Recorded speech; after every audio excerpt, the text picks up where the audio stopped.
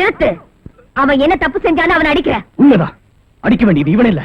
கள்ளம் கபடம் இல்லாத ஒரு அப்பாவிய இந்த கழுதைக்கு கட்டி வைக்கிறத பார்த்து தடுக்க தைரியம் இல்லாம வேடிக்கை பாக்குறாங்களே இந்த வெக்கம் கட்ட ஜனங்க, அதுக்காக இவங்கள அடிக்கணும்.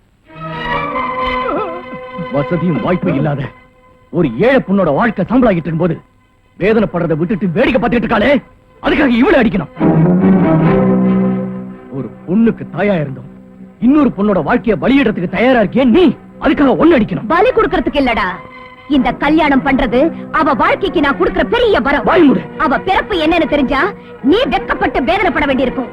இந்த கல்யாணத்தை நிறுத்தி அவளுக்கு பெரிய உதவி செய்யறதா நினைச்சுட்டு இருக்க போல இருக்கு. இல்ல, கேவலம் இவனாவது இந்த கல்யாணத்துக்கு ஒத்துக்கிட்டானா அது ஏன் பேச்ச தட்ட முடியாமதான்.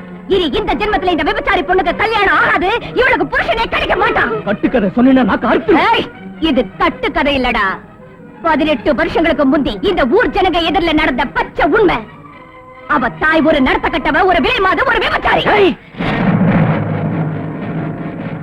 இன்னொரு வார்த்தை சொன்னீன்னா மென்னிய திருகிடுவேன். கண்டாலே கையெடுத்து கும்பிடணும்னு தோன்ற லட்சுமி தேவியாட்டம் இருக்கிற இந்த பொண்ணை பெற்ற தாய் கண்டிப்பா ஒரு தெய்வமாத்தா இருக்கணும். அந்த தெய்வ தாயை வேசி நீ திட்டினா ஒண்ணு உனக்கு பைத்தியம் பிடிச்சிருக்கணும், இல்ல மூளை குழம்பி இருக்கணும். பைத்தியம் பிடிச்சதும் மூளை குழம்பி போனதும் யாருக்கு இப்ப காட்டுறேன். ஒரு நிமிஷம்.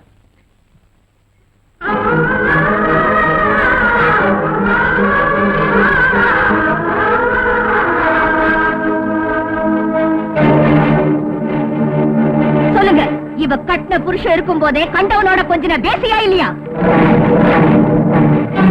புருஷ மானத்தையும் இந்த ஊர் மரியாதையும் கெடுத்த விபச்சாரியா இல்லையா? புருஷன் கையாலேயே தாலி அறுத்துக்கிட்ட பொம்பளையா இல்லையா?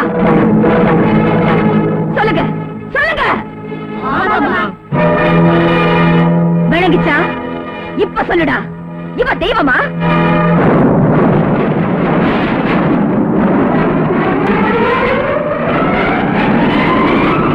இவ பொண்ணு பெரிய தேவதையா? ஏன் பேசாம இருக்க? பைத்தியம் பிடிச்சதும் மூட குழம்புனதும் எனக்கா உனக்கா?